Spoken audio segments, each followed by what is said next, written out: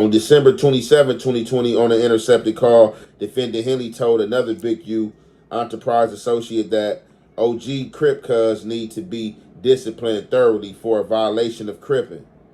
On December 30th, 2022, on an intercepted call, defendant Henley said that when defendant Henley catches Wack 100, I'm going to break his jaw. Just for me living through that experience, I know checking and it ain't nothing wrong with that. Checking in it is the new word for a relationship. That's what it is. Pardon me, I'm sweating and shit like that, but he got the show. Look, he got cameras on us at World Stars called Check In. Now, he ain't come to check in. He just came to get some of this love, you heard? If you ain't got none of this love, I don't know how it's going to go for you, heard? But all we doing is play. You can go to the club and spend $80,000 on bottles, and you can spend $10,000 to go in the club, but you haven't done nothing to help the neighborhood. You know, this young man just gave out 500 pair of tennis shoes, and he about to give out another 500 pair of tennis shoes. I'm dealing with. And I just want to say this to y'all. When they raided my houses and my property, they was asking about Wack. Wack, loose cannon, 600, and this internet stuff. All of y'all filed. All y'all who be sending shit around the internet, all y'all who be promoting and listening to what these niggas saying, all y'all giving these likes and hidden likes, all y'all supporting this. He's been a community leader as well.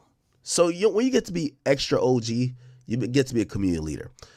So Big U was running this organization called Development Options, but was also working through what they call a grid program where it was getting paid over like $540,000 a year. So in about a few years, he got paid almost damn near $3 million because the program they have in LA is that the cops, like, you know, it's not like these other places like, say, New York. The cops are scared of the gangs. You know why? Because the gangs almost outnumber the cops. Then he turned around and hit me on the same Instagram. That's what upset at me. And I'm like, little nigga, I've been hitting you up on the same line. Now you hit me. And that's where our problem, that's where I was like, and I'm like, wait a minute, man. So that's where it was. But like I said, I'm still supposed to be a bigger nigga, though. No, I'm glad you said something about that, because this is something that everybody need to hear. Mm-hmm. All right, like you just said, you check in with somebody everywhere you go. Right. Look, not you, but the young niggas. Young niggas got the word check in so messed up right now. Right. Like, when a nigga say check in, the nigga automatic, not you the young people got that word just messed up right That's now. what y'all crazy is. When somebody hear check in, they automatically think like you check like you paying a nigga check. You feel me? Or like, oh, he's saying I gotta pull up here. But that's why I'm glad you said that, because I never really had a problem with like checking. That like when, like one time I've been in my hometown when the rapper came down there, I'm like, damn, I've been down here, he ain't even came and mess with me, you feel me? That's where I'm from. I just wanted to show him certain stuff. Yeah. You feel me? So just for me living through that experience, I know checking and it ain't nothing wrong with that. Man. Checking in it is the new word for a relationship. That's what it is. But before we get into that, we're going to start with a breakdown of charges against him. In November 2022, defendant Henley arranged for a co-conspirator to collect an illegal debt from a current NBA All-Star player who purportedly owed $300,000 to a Big U Enterprise associate. In November 2022, defendant Henley took a portion of the debt that current NBA star player owed as a fee for collecting illegal debt. On November 7, 2020, an intercepted call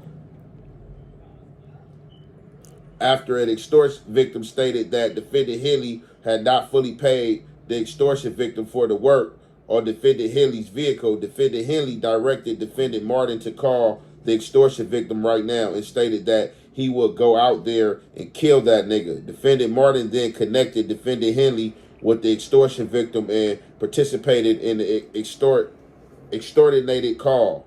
On November 14, 2020, on an intercepted call, defendant Henley described to a former National Football League NFL player that defendant Henley would beat the shit out of the producer who owned the studio in Las Vegas because he started shit between defendant Henley and Wack 100.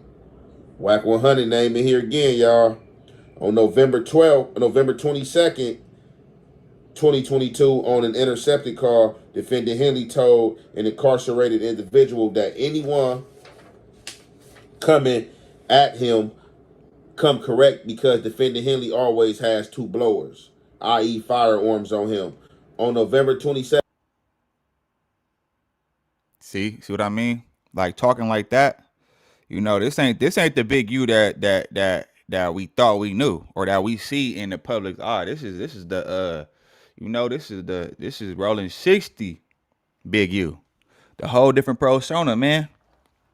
Let's go. 2nd, 2022, on the intercepted call, defendant Henley told an incarcerated individual that defendant Henley was going to charge someone in federal prison $6,000 to have a phone smuggled to him. On November 23rd, 2022, on the intercepted, defendant Henley said that he can pay 3 people $50 each to beat someone up. On November 23rd, 2022, on an intercepted call, defendant Henley described paying people to mess up a store that was refusing to provide defendant Henley a discount on the. So because you can't get a disc, bro, they got this man for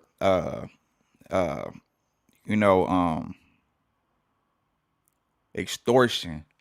He extorting everybody, bro. He extorting everybody. And it's crazy because he's like low-key alluded to a lot of these things in interviews, like when he went on Drink Champ and like I forgot that other podcast that he went on where he was speaking on, like he was just saying too much, bro. This nigga was bullying everybody. That's why the story that these other people that came out, like the I think SKG or something like that. Her story came out a long time ago. And then also, not to mention, Big U's sister had came out and said how he was bullying and to get his way, bro.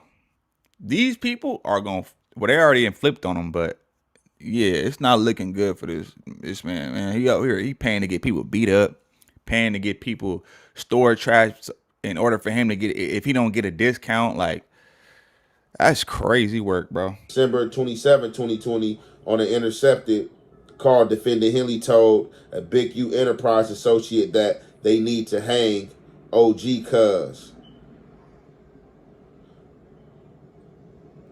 On December 27, 2020, on an intercepted call, defendant Henley told another Big U Enterprise associate that OG Crip cuz need to be disciplined thoroughly for a violation of cripping. On December 30th, 2022, on an intercepted call, defendant Henley said that when defendant Henley catches Wack 100, I'm going to break his jaw. On December 31, 2022, on an intercepted call, defendant Henley... All these intercepted calls, bro, is going to make him look so... They don't even got to paint him to be no monster, bro. The wiretaps alone...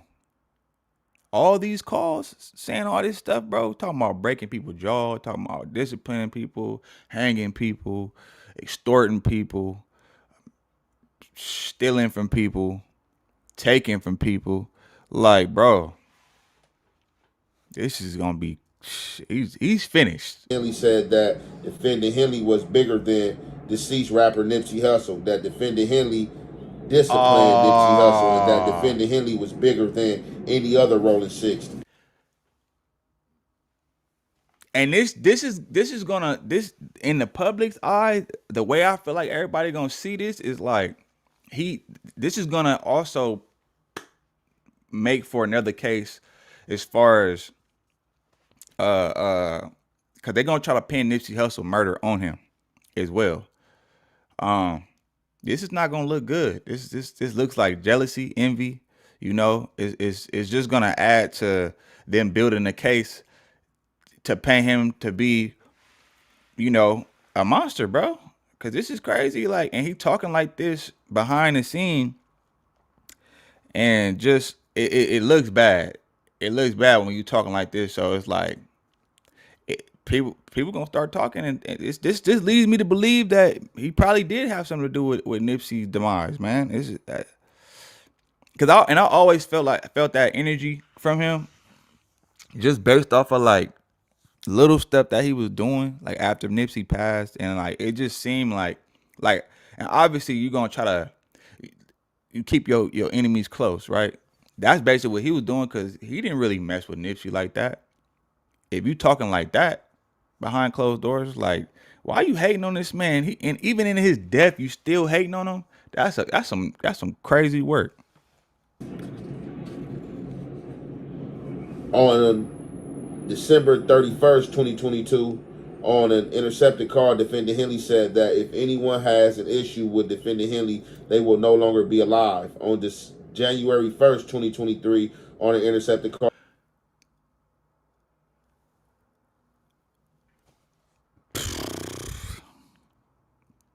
I'm telling you, bro. This is looking ugly. This is gonna look bad. Him saying that alone,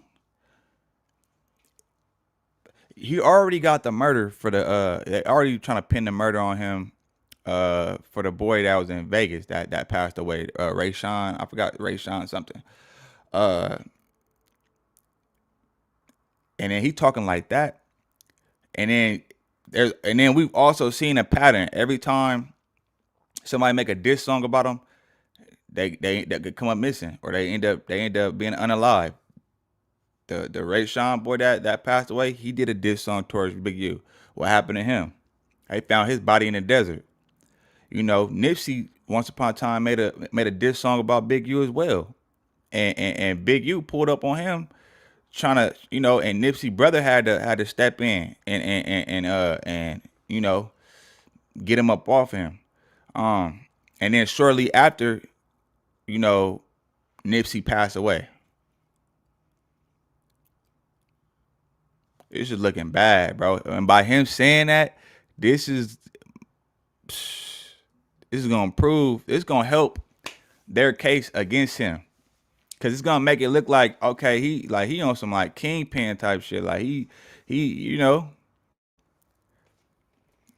turned on his own community though. That's the cold part about it. Defendant Henley said that he was not beefing with Nipsey Hussle because if any beef with Defendant Henley, I'm going to kill him, period. I am going to murder him.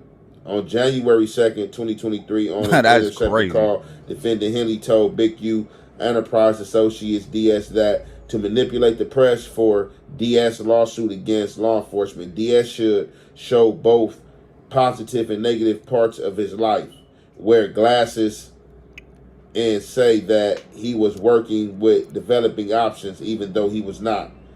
On January 2nd, 2023, on an intercepted call, Defendant Henley told Big U Enterprise Associates DS that Defendant Henley needed to at least break the producer's jaw. On January 3rd, 2023, on an intercepted call, Defendant Henley described to an incarcerated individual tooling up with firearms to travel to a Crips neighborhood because we are the most arrogant, bougie, self-righteous motherfuckers on planet Earth. On January 3rd, 2023, on an intercepted call, Defendant Henley told an incarcerated individual that Defendant Henley was going to purchase 6 miniature phones to send to the incarcerated individual so that he could sell them in prison for $1,000 each. On January 5th, 2023, on an intercepted call, Defendant Henley said that another individual was done for being a rat. Hey, I wouldn't be surprised if they start speaking on like other murders and stuff like that and start trying to pin like other murders on him. Because look how he's talking in these wiretaps, bro. Look how this man is talking, bro. That is crazy work. Talking too much. It's like, this is why like if I always told myself if I was gonna ever, do some dirt, I'm just gonna do it by myself because you just can't trust nobody, bro. He's talking too much. And he got too comfortable. He got way too comfortable and thinking he was untouchable. And we seen that. Hey, what did the Bible say? Pride go before destruction, go before the fall. And right now we are seeing the fall. This man was envious. He was very envious and jealous, of the late great Nipsey Hussle. You know, he's bullying everybody, extorting everybody, you know, and it's just crazy because you put that, like Nipsey said, you put that energy out there in the world. I mean, I'm not surprised that we seeing this unfold like this, bro, because he literally did it to himself. Nobody told him to go on these podcasts and be on these phone calls talking all reckless like that. Like, and especially if you know the feds is on you or the feds is watching. Like,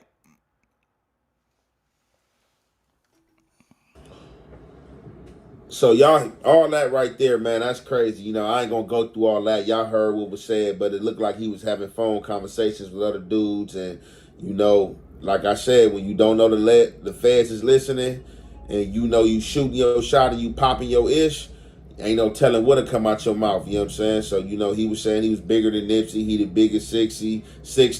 He and had Nipsey discipline, all type of like crazy stuff. So you know, these are just the phone calls, wiretaps, not my words. These are you words. You know what I'm saying? Allegedly. On January 12th, nah, it ain't allegedly no more, because if they got these wiretaps, I mean, that's your voice on the recording. How are you gonna explain that away? How are you gonna get out of that? How are you gonna get out of that? Like, I don't see Big U beating this. The evidence is too thorough. You know what I mean? It's too concrete, bro. They got this man talking on phone calls. His voice, his vocals. And then seeing how you talking about Nipsey, hey, it's a lot of people that love Nip, man. Man. 23 on the intercepted call, defendant Henley said he wanted to beat the shit out of Wack 100. On January 17, 2023, on the intercepted call, defendant Henley discussed traveling to Jordan Downs within Grape Street, Crip territory, and threatening to kill motherfuckers every day until he got his things back. On January 17, 2023, on an intercepted call, defendant Henley stated that he was the hunter of the 60s and that he had. And that's the thing, too. Like, bro is 60 years old. Like, at 60 years old, this nigga is still in the field. And he probably, obviously, yeah, he got people that go for him as well, though. But it's like, bruh, at 60 years old, you should be trying to live your life. Enjoy your freedom. Man, hey, kids, stay out the streets, man. The streets ain't it no more, bro. It ain't it. There's too many cameras everywhere. You got, especially because of the internet, I mean, dudes is going on these podcasts, going on the internet, exposing themselves. The police ain't got to do nothing but sit back and watch and listen. Like, it ain't no sense to even doing. And matter of fact, I think somebody was talking about this. I forgot where I was at, but oh no, I was watching something, but I guess they got like something to where, like, man, the technology that the police have right now is crazy. I heard they have something like basically like where if you like when a shot ring out, they can literally locate the area that the bullet came from and all that stuff. Like something that picks up the I don't know exactly what it is, but I'm telling you, man, this technology they got, man, they got drones, they got all this type of stuff out now. It's like doing crimes, that shit's over with. And think you gonna get away? Nah, this ain't the 80s. Had obtained paperwork on individuals that should not be associated with the gang anymore. On February 13, 2023, on an intercepted call, defendant Henley told a co-conspirator that defendant Henley was going to break the jaw of the business manager for a former MVP. On February 14, 2023, on an intercepted call, defendant Henley described smacking the Jew boy again. On April 1st, 2023, on an intercepted call, defendant Henley asked someone to grab defendant Henley's blower, which he left on the ground in a blue sweater in front of a tire. On April 23rd, 2023, on an intercepted call, defendant Henley discussed gang politics with a co-conspirator and stated, "I'm retired, nigga, activist. I'll pull up on your block right now, nigga, and show up and show out, nigga." That's what happened to the last nigga that thought I was retired. Telling on himself, bro. He's like did he just admit to unaliving somebody else, or? So if these is his words, you know what I'm saying, the feds got this on wiretap. Why talking about you retired and this and that, and then talking about you would show up and show out and act crazy? So yeah, Big U was talking crazy over this phone call, man, over these phones. So like, I ain't gonna even lie, like he can't even like really blame nobody but himself, man. I personally believe, and I'm gonna tell you what I believe versus what I know as a fact, that you could know what to. If I say I believe, you could say, oh, you disagree. If I say I know as a fact, you can't disagree with actual paperwork and the facts. What I believe is that the feds fast-tracked an ongoing indictment for multiple reasons. Let me give you some details. This entire situation got started, and the feds got involved after there was a kid that got killed who they claim was by Big U. The kid made a diss song to Big U. He was signed to Big U. Big U supposedly reportedly had an altercation with the person at the studio, brought that kid to somewhere else, and then they believe at that spot, Big U shot the kid in the head. Then brought the kid's body to the side of a highway and dumped it. Okay? Now, the reason why all this is happening, and because I keep telling you the feds don't really come in and fuck LA that much, is that it looks like Big U has been in a very interesting place. He's been a target of many things. Not only has he been going around bragging that he's like, you know, like the Crip version of what Suge Knight is, people are looking at him to be like, yo, okay, if this is, you know, he's been a community leader as well. So when you get to be extra OG, you get to be a community leader. So Big U was running this organization called Development Options, but was also working through what they call a grid program, where it was getting paid over like $540,000 a year. So in about a few years, he got paid almost damn near $3 million, because the program they have in LA is that the cops, like, you know, it's not like these other places, like say New York. The cops are scared of the gangs. You know why? Because the gangs almost outnumber the cops. Okay? So they try to work with them to some extent. So, you know, in some cities, they do what's called a grid program. What a grid program is that, you know, they're going to rely on older and senior members of maybe a gang to try to restore some peace and squash the violence. And also, if there was a situation that happened, that person is going to work with law enforcement to make sure it doesn't go further. Okay? You guys can Google this. It is widely available. It's called the Grid Program Los Angeles. Okay? If you read about it, it will tell you it's a gang prevention programs that hires actual older gang members, because at least in LA, there's a hierarchy. They do care about what the older heads say, as opposed to other places. And they give those people funds and resources to try to, you know, squash violence or retaliatory shit. Okay? All right. So the murder happens. Allegedly.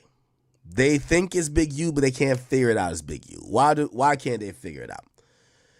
So at the point, the altercation happened. The first altercation happened with the guy who died in a studio.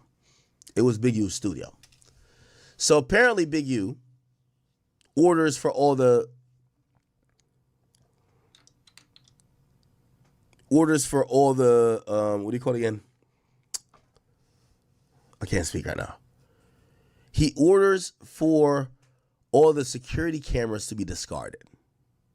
So no one could ever find out what happened and how bad the scuffle was before the night the dude disappeared. The witnesses whether the person who drove Big U to Vegas, because this happened to Vegas, not LA, other people that were around, whether in the studio or whatever, everyone was told, do not speak with the police. Now, it wasn't until a long time afterwards till police, did their due diligence and realized like, oh shit, they believed it was Big U. But what they did do before they got there, and you got to imagine at this point, Big U's getting millions of dollars from this grid program. They want to know if this guy's a criminal. They actually opened up what's called a Title III intercept, which is a wiretap.